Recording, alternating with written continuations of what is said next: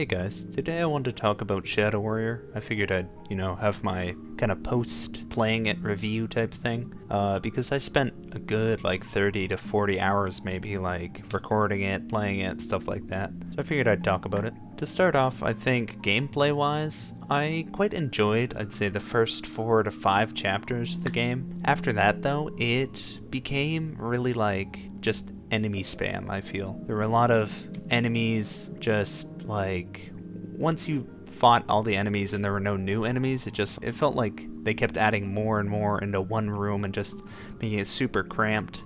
Here's 5 waves of enemies that get just more and more complex, and it's just a huge swarm of enemies in this room that's tiny and not built for fighting them in. And I don't know, that's I guess where some of the challenge comes in, is knowing how to fight enemies in these different rooms, and knowing how to use the rooms to your advantage or whatever. But it was just painful sometimes, especially in the later chapters. I think I remember an example of this in chapter 9, where I was fighting one of those shaman people that can revive people, and they put a shield around them when you damage them enough. Then you gotta kill the enemies that it spawns to distract him so you can kill the shaman. And it was there was that shaman, but there's also those guys that teleport behind you and stuff. And I was on the easiest game mode. I was on casual mode, I'll be honest. But I died multiple times just trying to beat that little segment of the level. I didn't show it in the recording because I just recorded the successful run of it. But I genuinely had trouble, and there just didn't seem like anything I could do because I couldn't get away from them. There was one med kit in the room, and every other area seemed to have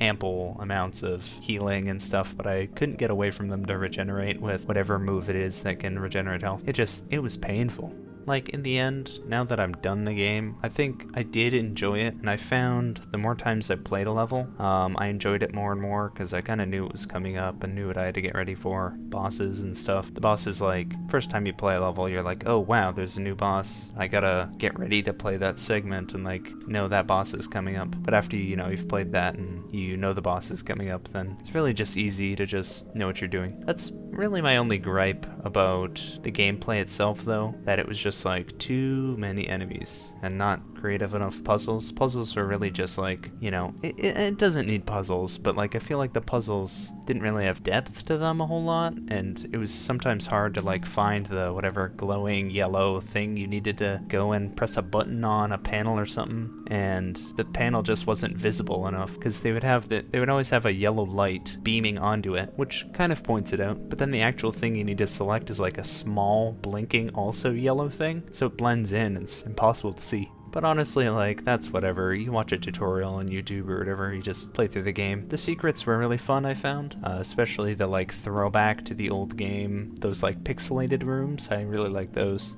Another thing I found confusing was the shuriken ranking system. That didn't make any sense to me. It was kind of explained in a tooltip at the start of the game, but I watched a video on it. I'll link that in the description. But the tooltip didn't explain it properly. Apparently it's fully reliant on modifiers. So there's a beheaded modifier, slashing modifier. Different things give you different modifiers. So if you blow somebody up, it's explosion modifier. And those were, you probably saw the little white words. When I killed somebody in the game, it would show up little white words and say modifier ×2, which that never made sense to me. And so whenever I got 5 stars or whatever, it was just pure luck that I got that. Apparently you can metagame it and fling somebody in the air, use that whatever water trap thing, and then you can just use the jab with the sword and hit them in the head, and it gives you max modifier if you just do that to every enemy. But I don't know, that was totally confusing.